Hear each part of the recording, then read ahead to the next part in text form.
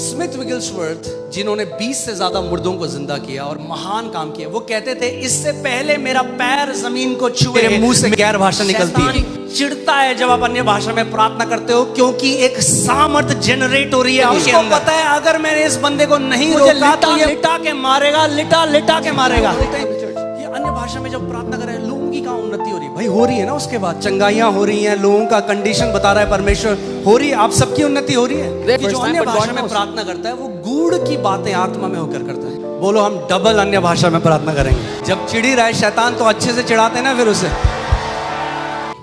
हमारे गांव में in our village, उनको बकिया बोला जाता है, जो तांत्रिक टाइप के होते हैं, विच डॉक्टर्स। the witch doctors. जब मैं मसीह में आया और मैं अन्य भाषा में रोज प्रार्थना करने लगा 1 घंटे, When I came to the Lord and I started to pray in तो tongues हमारे every day, रिश्तेदारों के यहाँ जाके बोलते रहे ये क्या बड़बड़ाता रहता है पूरे टाइम। Those मैं कहता हूँ witch- तुम्हें समझ में नहीं आएगा। those witch doctors would go to my relatives and say, what does he keep on शैतान speaking? चिढ़ता है जब आप अन्य भाषा में प्रार्थना करते हो, क्योंकि एक सामर्थ जनरेट हो रही है आपके अंदर। The devil hates it when you are praying in unknown tongues because a power is being generated within you. उसको पता है अगर मैंने इस बंदे को नहीं रोका तो ये मुझे लिटा के मारेगा, लिटा के मारेगा। He knows if I don't stop this guy, he will beat me black and blue. तो मैं क्या बोलूं? अरे ये जो तू बोल रहा है तो तू ये कुछ नहीं है, ये कुछ नहीं। Oh, so I should say what you are saying is nothing. मैं इसके बारे में सोच रहा था। I was thinking about this. अगर बोलते ही रहते हैं, पर मैं कह रहा हूं to late.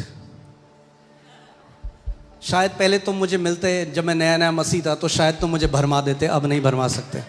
And I say, if you had met me when I was a new believer, you may have deceived me. You can't deceive me anymore. It's too late for you. अरे जिसने वो फल खा लिए, तुम कह रहे हो ये फल एग्जिस्ट ही नहीं करता। अरे खा भी लिए, बो भी लिए, पेड़ भी आ गए उससे।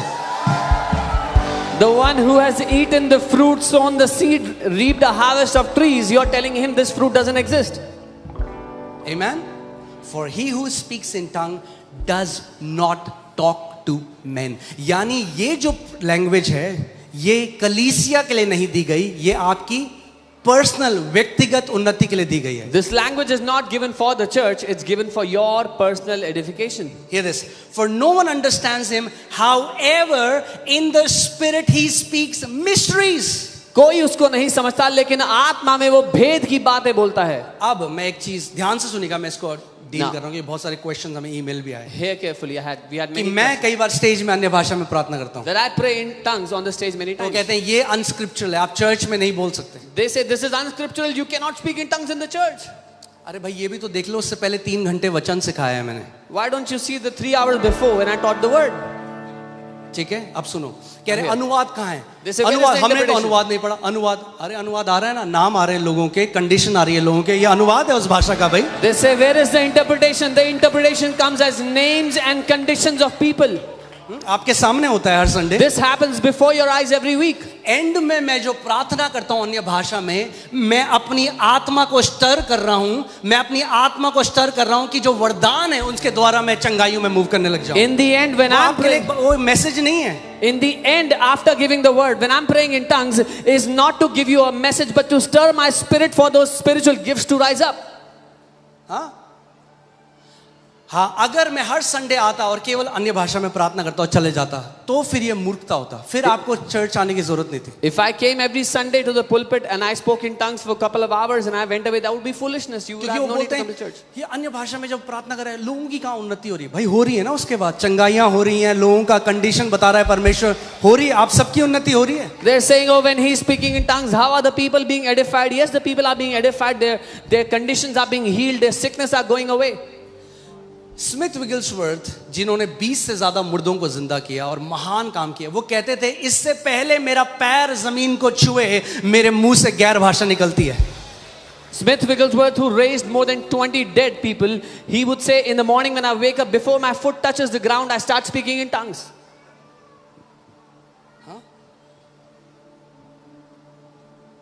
लोग कहते हैं प्रूव करो जो तुम अन्य भाषा बोले परमेश्वर की तरफ से। अरे भाई फल देख लो, Look at this. जो मिनिस्ट्री बोल रही है उनके फल देख लो, और जो यूट्यूब में बकवास कर रहे हैं उनके फल देख लो, आपके सामने है। They say, prove it that what you're speaking is from God, is in the Bible.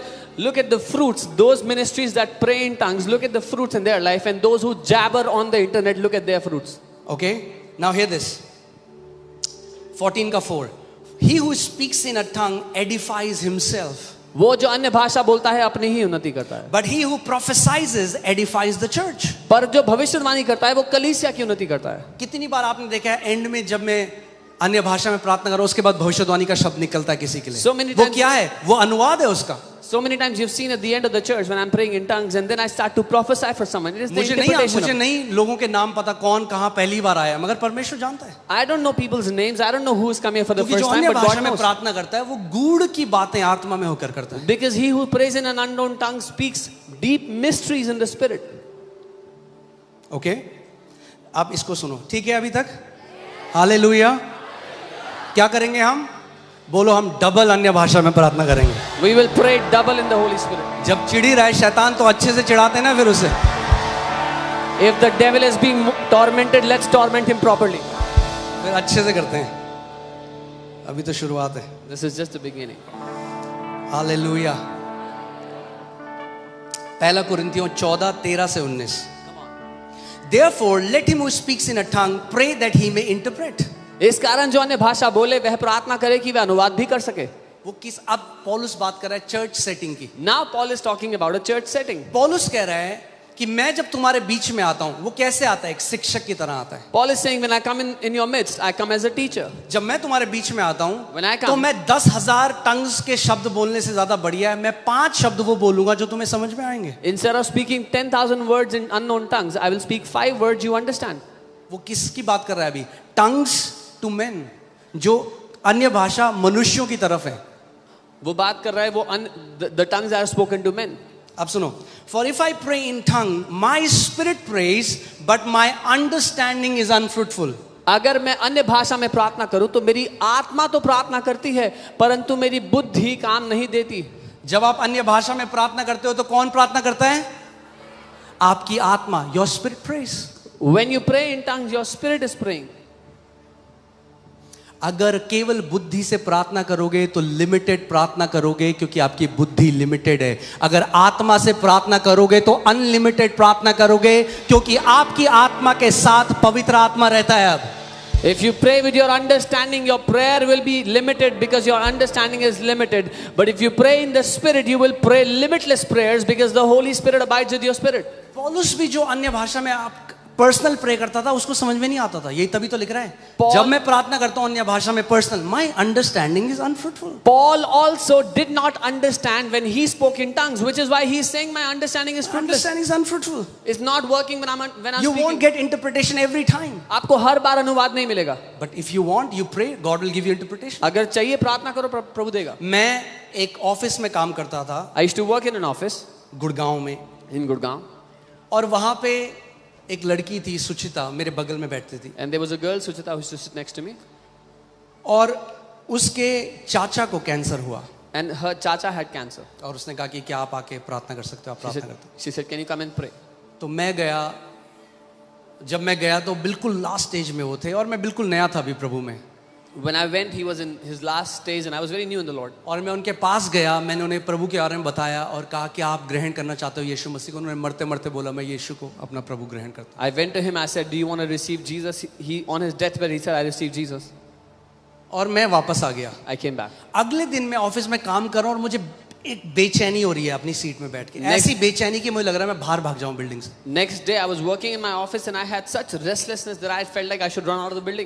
मैंने अपने बॉस को कहा मुझे 10 मिनट का ब्रेक दे दो, मैं बाहर जाना चाहता हूं। I told my boss, "Give me 10 minutes. I want to go out." मैं जल्दी से लिफ्ट से नीचे गया, बिल्डिंग से बाहर गया। I quickly came out of the जब building. बिल्डिंग से बाहर गया मैं बिल्डिंग की ओर देख रहा था When I went out, I was looking at the और building, अचानक मेरे मुंह से अन्य भाषा आने लग गई। and suddenly I started to speak in tongues. मैंने जान के नहीं बोला, मेरे मुंह से अन्य भाषा आने लगी और उसके बाद अनुवाद आया। परमेश्वर ने कहा तेरा काम इस ऑफिस में पूरा हो गया है, अब यहां से resign they they. I didn't speak intentionally, but I started to speak as the utterance came, and then the Lord gave interpretation. Your work in this office is done. Now go. जब अनुवाद आना है तब अनुवाद भी आएगा, मगर just क्योंकि आपको अनुवाद नहीं आ रहा है इसका मतलब ये नहीं कि आप अन्य भाषा में प्रार्थना ना करो।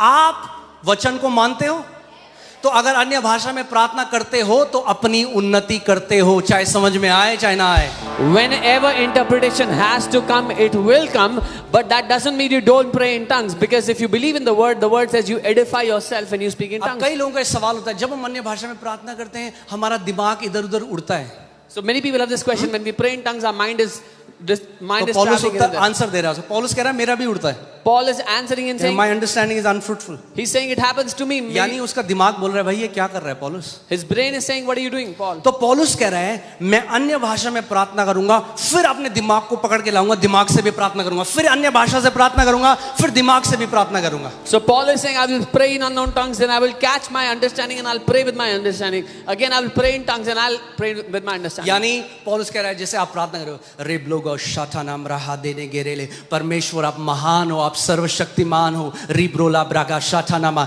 मैं आत्मा में भी प्रार्थना करूंगा और मैं अपनी समझ से भी प्रार्थना करूंगा. So when you pray in tongues, you also you pray with your understanding. I will pray in the spirit, I will pray with my understanding. अब कई बोलते हैं क्या जरूरी है क्या सबको प्रार्थना करना है? Some people say, is it important for everyone to pray? मत करो, Don't pray. जरूरी नहीं है. Is not important.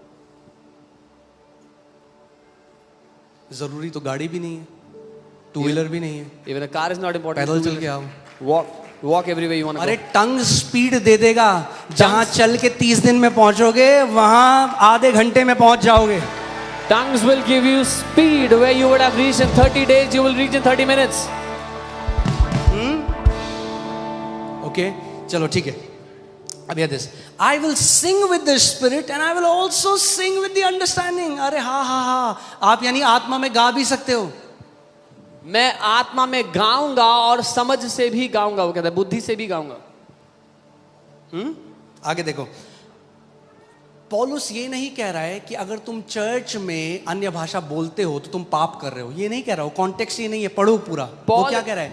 वो कह रहा है अगर तुम एक शिक्षक जो है मेनली, अगर एक शिक्षक वचन ना सिखाए और केवल आके अन्य भाषा बोल दे तो लोगों की कोई उन्नति, उसकी तो हुई 1 घंटे उन्नति, मगर लोगों की कोई उन्नति नहीं हुई. Paul is not saying it is sin to pray in tongues when you're in the church. He is saying when a teacher comes, he should teach the people, because if he prays in tongues, he's edified, the people are not.